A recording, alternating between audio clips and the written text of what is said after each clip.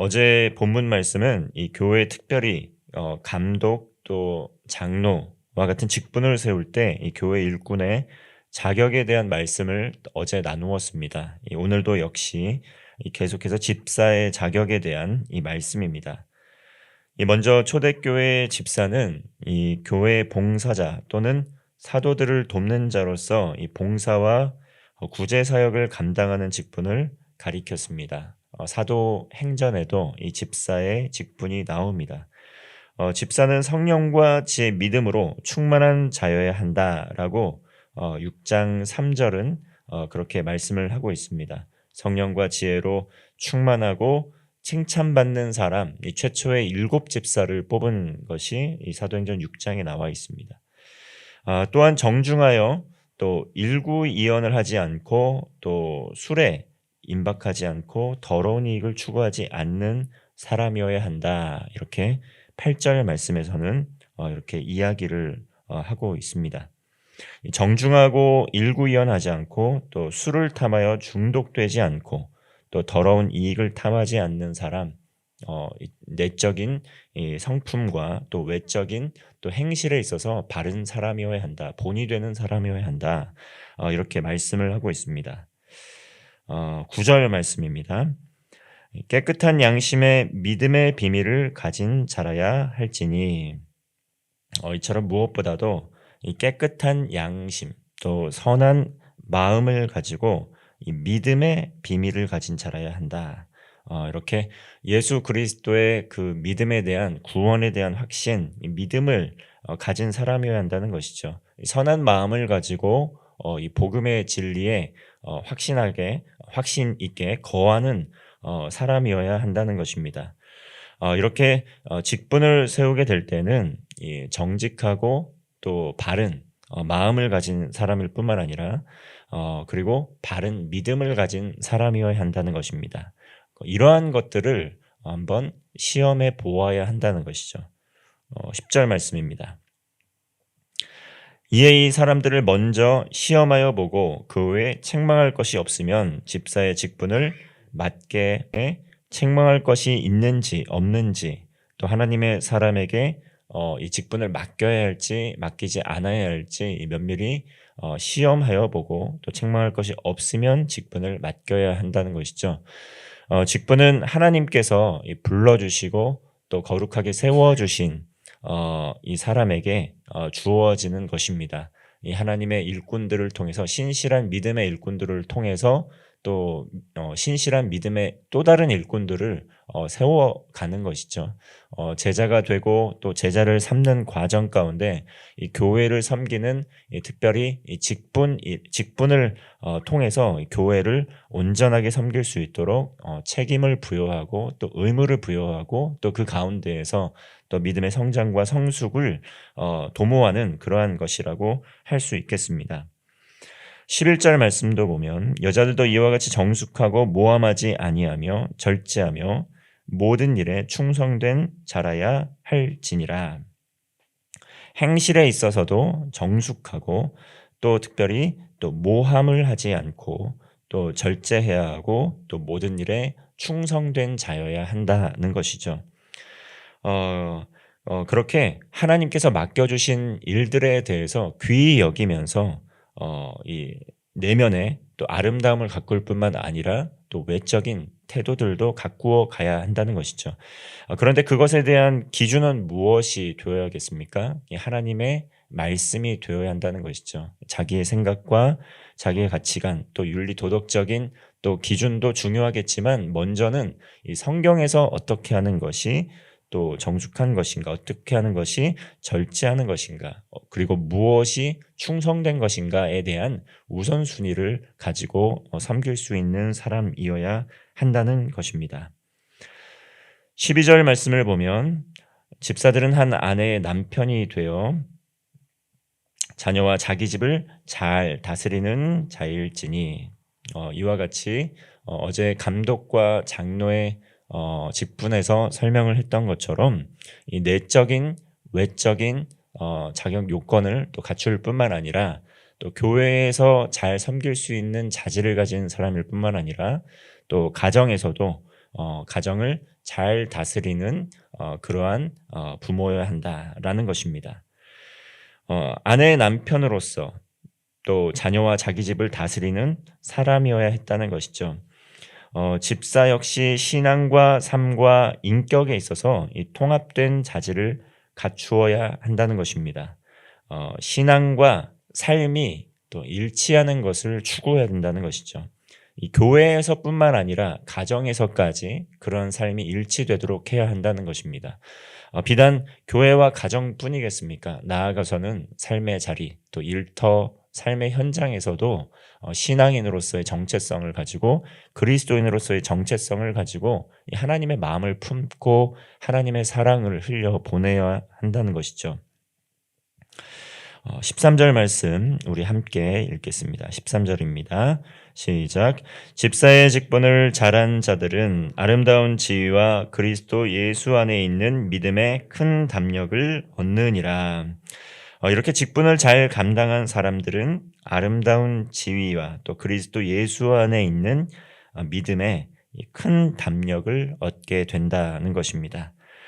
이렇게 우리에게 직분이 주어지게 되었을 때 우리에게 또 주어지는 유익이 무엇입니까? 이 직분이 물론 모든 자격 요건에 대해서 나오지만 하나님 앞에 우리가 서게 될 때 그 누구도 내가 자격 요건을 갖추었다고 고백할 수 있는, 자신 있게 고백할 수 있는 사람은 그렇게 흔하지 않을 것입니다.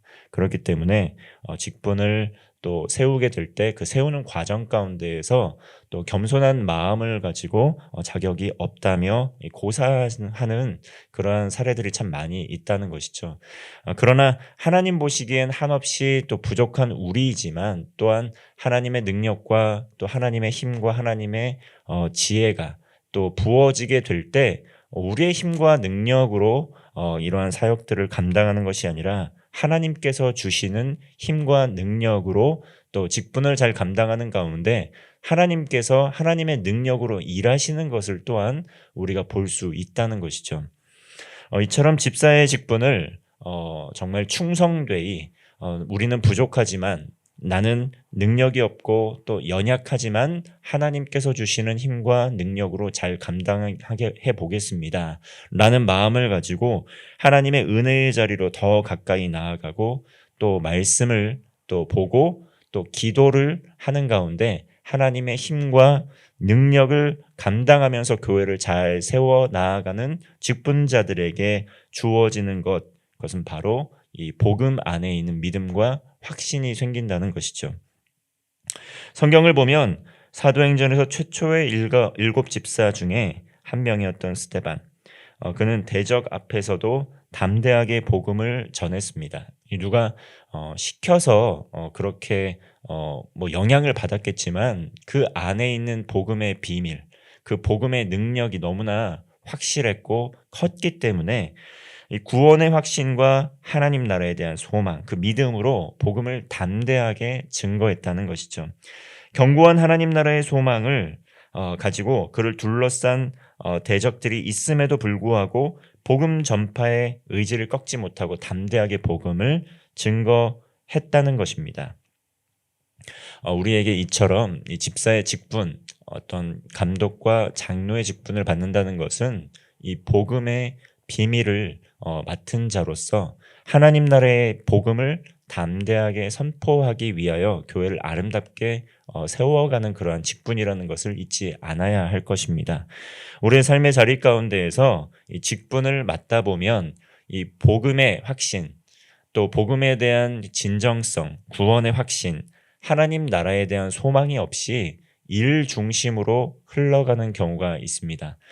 이렇게 구원의 확신과 또 복음에 대한 확실성과 또 하나님 나라의 소망 없이 일만 감당하다 보면 자칫 하나님께서 주시는 힘과 하나님께서 주시는 능력과 하나님께서 주시는 담대함이 아니라 나의 열심, 나의 힘, 나의 능력으로만 직분을 감당하려고 하다 보니까 이 마음에 시험이 들 때가 많이 있다는 것이죠.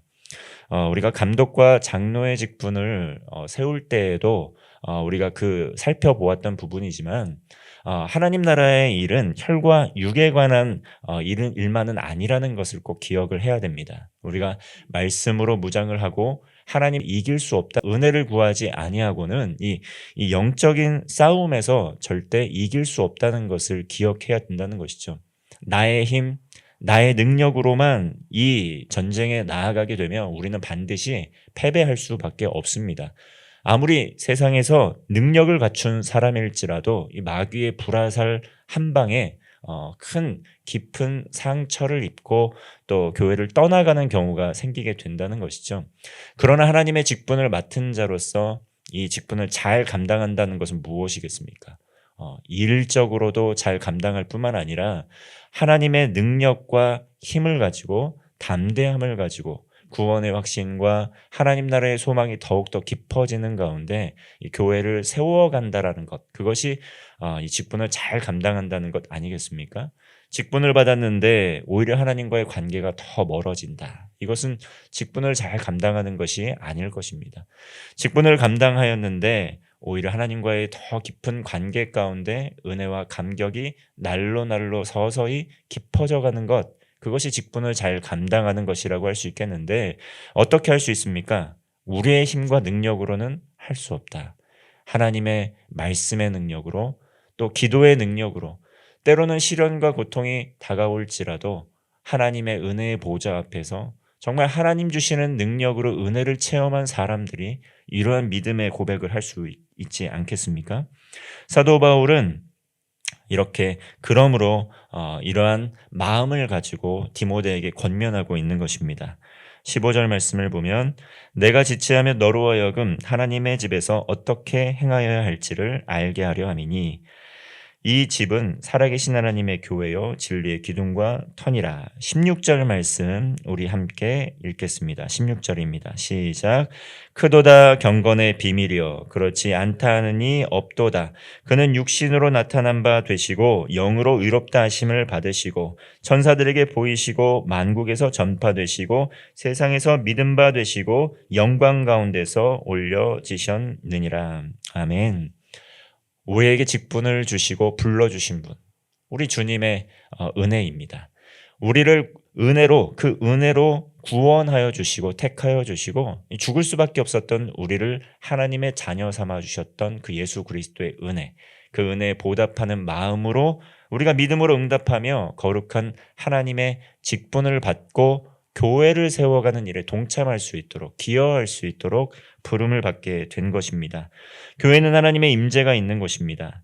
경건한 하나님의 일꾼들을 통해서 충성되이 하나님 나라의 일을 감당하고 이루어감으로 말미암아 하나님 나라가 아름답게 확장될 수 있다는 것이죠. 이 복음이 전파되어 믿는 이들의 수가 늘어간다는 것입니다. 직분을 또 때로는 이 교회의 직분을 또 거부하거나 또 아무렇지 않게 생각하는 분들을 만나게 됩니다. 그러나 이 직분을 통해서 하나님을 향한 우리의 책임과 의무를 더 공고히 할 수 있고 그것이 우리의 연약함을 극복하고 성장하고 성숙할 수 있는 역할을 해준다는 것이죠. 오늘날 이 부부 관계에서도 이 관계가 너무나 이 부부 관계, 가정의 의미가 너무나 퇴색이 돼서 정식으로 법적 절차를 거치지 않고 살아가는 그런 가정들이 있습니다. 물론 여러 가지 사정 때문에 하는 것인데 의도적으로 회피하는 경우가 있다는 것이죠. 이러한 경우에 어떻습니까? 가정 안에서 이루어지는 책임과 의무를 회피하는 경우가 참으로 많이 생기게 됩니다. 하물며 교회는 어떻겠습니까? 우리가 우리의 의지로만 섬기게 된다면 우리에게 맡겨진 책임과 의무를 회피하고 싶을 때가 참으로 많이 있습니다. 그러나 하나님의 그 은혜와 사랑을 정말 사랑의 띠로서 우리에게 맡겨진 직분을 따라 또 순종하면서 나아가게 될 때 우리가 감당하지 못했던 믿음의 영역까지 성장할 수 있다는 것이죠. 그러므로 하나님께서는 우리에게 하나님 나라를 위탁해 주시는 가운데 직분을 통해 또 책임과 의무를 또 위임해 주시는 것입니다. 하나님 나라의 비밀을 위임해 주시는 것이죠. 부르심에 합당한 삶을 살도록 우리를 이끌어 주시는 것입니다. 어떤 모양으로 있든지 또 하나님의 부름을 따라 성도로 또 직분을 가진 또 재직으로 또 우리가 부름을 받게 될 때 하나님의 부르심에 합당한 삶을 살도록 하나님의 은혜를 구하는 복된 성도의 삶 사는 여러분이 되시기를 주님의 이름으로 축원합니다. 기도하겠습니다. 하나님 아버지, 하나님께서 주신 거룩한 직분을 소중하게 여기며 말씀과 기도, 교제와 복음 전파에 힘쓰게 하시고 성령 충만함 주셔서 하나님 나라의 일을 아름답게 감당하게 하여 주옵소서. 충성된 믿음의 일꾼들이 잘 세워져서 교회가 더욱더 든든하고 아름답게 세워져 가게 하여 주시고 하나님의 영광을 위하여 귀하게 쓰임받는 성도의 교회 되게 하여 주옵소서. 예수님의 이름으로 기도하옵나이다. 아멘.